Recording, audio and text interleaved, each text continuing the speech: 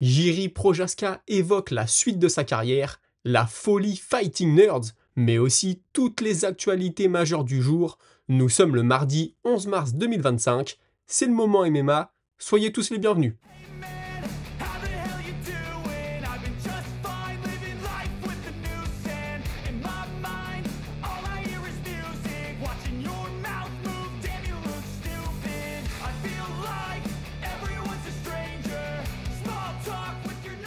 Et on commence avec Jiří Procházka qui aimerait faire face à Pereira ou Ankalaev. Maintenant, il est bien conscient que l'UFC a en tête d'organiser une revanche entre les deux. Et donc, si c'est le cas, lui, il a un œil sur le vainqueur du combat entre Blachowicz et Hülberg, qui aura lieu le 22 mars à Londres. Et ça tombe bien parce que ce jour-là, il sera à Londres, justement pour parler de son futur avec l'UFC. Vous l'avez peut-être vu, j'en ai parlé hier, mais depuis samedi soir, lui et Magomed Ankalaev se sont un peu invectivés sur les réseaux sociaux. On a Ankalaev qui l'a insulté de fraude. Ça lui a pas vraiment plu à Procházka. Ce qu'il dit, c'est qu'Ankalaev est champion, mais personne ne le trouve intéressant à voir combattre, alors que lui, il n'est pas champion. Par contre, il se donne toujours à 200% pour donner des combats de qualité au public. Et puis autre chose qui lui déplaît, c'est qu'Ankalaev est assez irrespectueux sur les réseaux sociaux, alors que quand les deux se sont croisés au Performance Institute, Ankalaev avait été très respectueux avec lui, et donc c'est quelque chose qui ne lui plaît pas du tout. Et puis lui, Procházka, il serait prêt à revenir en juillet ou en août, parce qu'on en avait déjà parlé ici, mais il a repris ses études, l'équivalent de la fac de sport, et ses examens de fin de cursus ont lieu au mois de juin, donc forcément il ne sera pas disponible pour combattre avant. Robbie Lawler a été introduit au Hall of Fame, on en a parlé hier, il l'a senti venir, en tout cas il ne savait pas que ça allait avoir lieu ce week-end, mais il savait que potentiellement un jour il pourrait l'être. Lui personnellement, il n'a jamais attendu la validation de la part de quiconque, mais il avoue qu'il a été très touché d'entendre ce qu'ont dit de lui les autres combattants, et puis c'est aussi une récompense pour sa famille et pour ses coachs qui ont sacrifié beaucoup de choses pour sa réussite. Comme il le dit, quand j'étais combattant, j'étais concentré à 100% sur moi, et ça a pu parfois beaucoup peser sur ma famille. Aujourd'hui, il ne combat plus, mais par contre, il passe toujours autant de temps à la salle, matin comme après-midi, il s'entraîne plusieurs fois par jour, il donne des cours, et il passe aussi énormément de temps à regarder du MMA. C'est une façon pour lui de s'améliorer en tant que coach, voir ce qui se passe dans les combats, etc., etc. Alors forcément, on pourrait se demander si ça ne le titille pas de revenir à la compétition. Ce qu'il explique, c'est qu'à l'heure actuelle, ça n'est pas dans ses plans de recombattre, mais il ne ferme pas totalement la porte, il a toujours des opportunités qui s'offrent à lui, et donc pourquoi pas un jour se laisser tenter. Dominick Cruz a tenu à s'excuser auprès de Rob Font de devoir se retirer de leur combat à quelques semaines de l'échéance. Je rappelle qu'il s'est blessé à l'épaule et qu'il a décidé dans la foulée de mettre fin à sa carrière. Rob Font a donc eu un remplaçant de dernière minute. Il faut savoir que quand l'UFC l'a contacté et lui a proposé ce combat, il était déjà en train de se remettre d'une blessure au même endroit, mais le fait qu'il avait devant lui quelques semaines pour se préparer et que le combat était en 3 et non pas en 5 reprises, l'a décidé à accepter. Il pensait qu'il serait prêt, que son épaule allait tenir le coup jusque-là. Malheureusement, ça n'a pas été le cas. Ce qu'il explique, c'est qu'à chaque fois qu'il se blesse à l'épaule, il perd un peu de mobilité, et puis le risque, s'il allait jusqu'au combat, dans l'état actuel des choses, c'était d'être énormément handicapé par la suite. On lui a demandé du coup de faire un rapide bilan de sa carrière, et ce dont il est le plus fier, sa plus grande fierté, c'est de toujours être revenu de ses blessures, alors que tout le monde pensait que c'était impossible. Donc forcément, on pourrait se demander, s'il l'a déjà fait dans sa carrière, pourquoi ne le refait-il pas maintenant? La réponse, elle est assez simple, il n'avait pas le même âge, et aujourd'hui, forcément, le corps ne se remet pas de la même façon. Et puis, concernant le moment préféré de sa carrière, il cite son combat contre TJ Dillashaw. Premièrement, parce que TJ était d'après lui très arrogant, mais aussi parce que les médias ne lui donnaient aucune chance. Pour rappel, à ce moment-là, il revenait de blessure, et il avait laissé sa ceinture vacante quelques années plus tôt, et entre-temps, c'était TJ Dillashaw qui s'en était emparé. Et puis concernant ce combat aussi, ça fait appel à cette rivalité entre Dominick Cruz et les membres de la Team Alpha Male, pour ceux qui connaissent l'histoire. Dominick Cruz, on s'en souvient, avait affronté de nombreux combattants de cette équipe, et même certains plusieurs fois. Bobby Green, suite à sa défaite du week-end, un sacré KO qui va rester dans les annales, malheureusement pour lui, a déclaré qu'il remerciait toutes les personnes qui le soutiennent et que l'heure de la retraite n'a pas encore sonné pour lui, et qu'il sera de retour prochainement. Il y a quelques semaines, Renato Moicano s'était proposé pour prendre le short notice face à Justin Gaethje. l'UFC avait décidé de ne pas le sélectionner. Il nous a expliqué lors de son podcast qu'en fait, lui était bien prêt à y aller, il était prêt à affronter Gaethje, mais pas en poids léger, il ne pouvait pas peser les 70 kilos, alors il a proposé un catchweight, un poids intermédiaire entre les légers et les welters, mais l'UFC voulait un vrai combat de poids léger, et c'est donc, on le sait maintenant, Raphaël Fiziev qui a eu le combat qui a eu lieu le week-end dernier.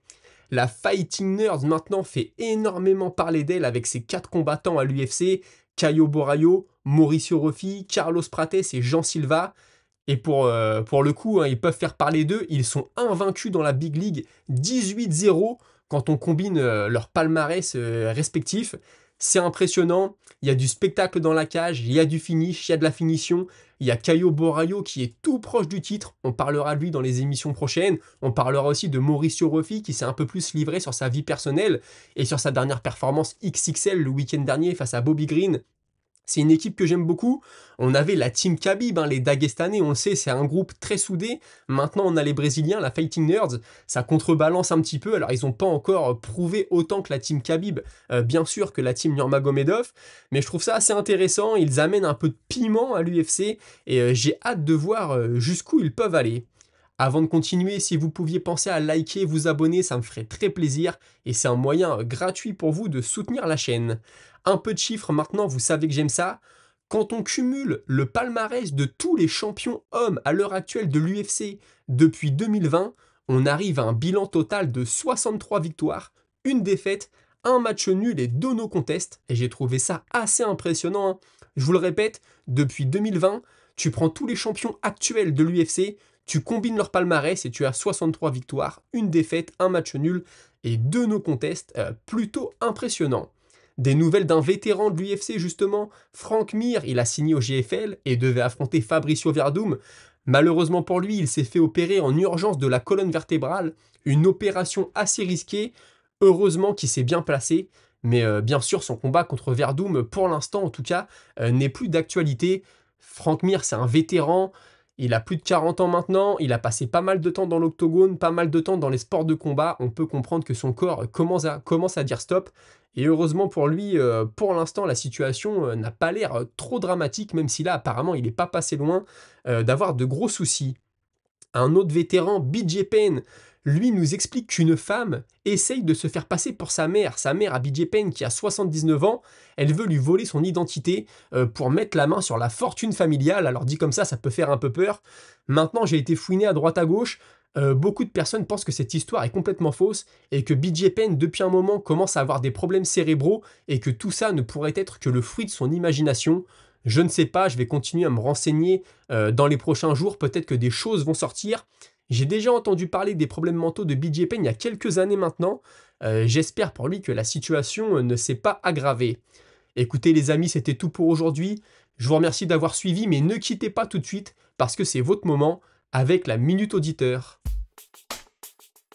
Minute auditeur que je commence avec Easy Life. Bravo à Ankalaev, pour être honnête, je ne connaissais pas trop ce combattant et pour Pereira, clairement, il s'est embourgeoisé et n'a pas pris le combat au sérieux.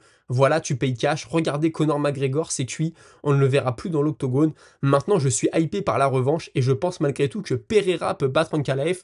Écoute, Pereira l'a déclaré juste avant le combat. Comment est-ce qu'il a réussi à revenir à chaque fois de ses défaites en faisant les ajustements nécessaires et en continuant de s'entraîner? Espérons qu'il le fasse, et même s'il devait s'incliner de nouveau, au moins qu'il nous propose un combat un peu plus compétitif, et on l'espère aussi un peu plus spectaculaire. Atlas Hurt, Chandler contre Pitbull, bon combat, story au Bellator, Pitbull qui débarque, Chandler besoin de fight qui font un peu d'argent, car honnêtement il sert à rien dans la catégorie. Alors ce combat c'est vrai pourrait avoir lieu, maintenant si Pitbull bat Rodriguez, il va tout de suite être dans les conversations pour le titre, donc je vois pas pourquoi il irait affronter Michael Chandler, ça le sortirait de la course à la ceinture.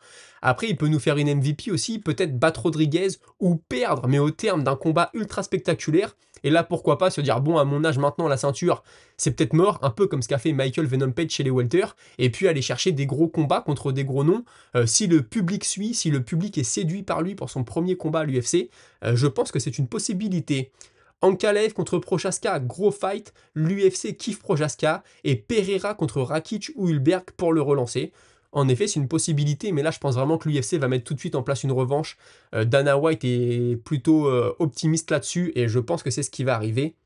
Et puis tu nous dis, suite à ces 2 combats, on pourrait enfin avoir une revanche Ankalaev-Pereira. Donc moi je te le dis, je pense que la revanche va avoir lieu tout de suite, mais ton scénario serait aussi plutôt intéressant, voir comment vont continuer à évoluer les deux. Christopher Johnson, Ankalaev a fait une très bonne prestation, pas des plus divertissantes à regarder, mais je lui donne raison quant au fait que Pereira n'a pas fait ce qu'il fallait pour rendre ça divertissant. C'est vrai, j'entends tout le monde dire que Pereira est surcoté, qu'il est fini, comme quoi il n'y a pas que les Français qui sont exigeants en tant que public. Moi, je suis très surpris de la performance qu'il a livrée, car c'est pas du tout le Pereira qu'on a connu jusque-là. Il n'a rien proposé dans ce combat, ou presque. Maintenant, j'attends de voir comment il va rebondir, mais il ne faut pas oublier les performances qu'il a livrées jusque-là. Double champion en moins de 15 combats, c'est une dinguerie, je te rejoins. Il est très actif et a même sauvé l'UFC 300.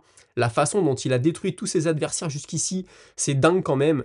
Moi je dis Chama, je pense qu'il a encore de quoi nous faire vibrer, tout du moins je l'espère. Bah écoute, moi aussi je l'espère. Après je peux comprendre aussi qu'il y a l'usure des combats, qu'il y a l'usure d'une longue carrière et peut-être qu'il commence à être sur le déclin, mais ça c'est l'avenir qui nous le dira.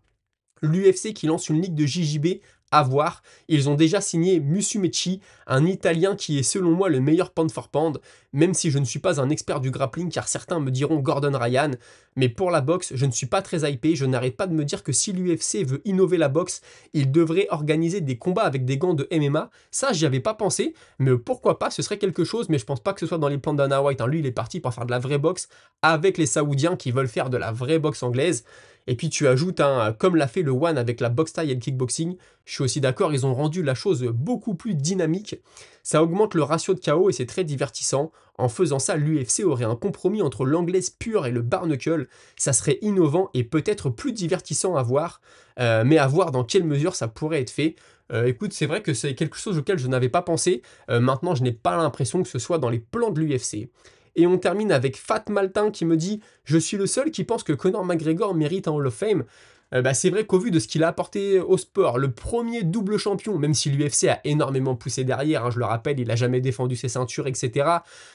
C'est vrai qu'il a marqué l'histoire du sport, il le mériterait. Maintenant, il a une carrière quand même assez courte. On aurait aimé le voir rester, le voir combattre, même le voir perdre, le voir gagner, etc. Mais au moins qu'on sache jusqu'où il pouvait aller. Là, on a l'impression que c'est une carrière qui a été un peu avortée, hein. Il est tombé dans tous les travers, malheureusement, que te donne la notoriété et l'argent. Donc, Conor McGregor, je pense que ce n'est pas impossible. Et il y en a un de vous, désolé, j'ai pas retenu ton nom, qui disait peut-être que dans 10 ans, il sera introduit et tout le monde aura oublié un peu ses frasques en dehors de l'octogone. C'est possible aussi. Merci à tous d'avoir suivi, on se retrouve très prochainement à 17 h. D'ici là, passez tous une très bonne soirée. Salut!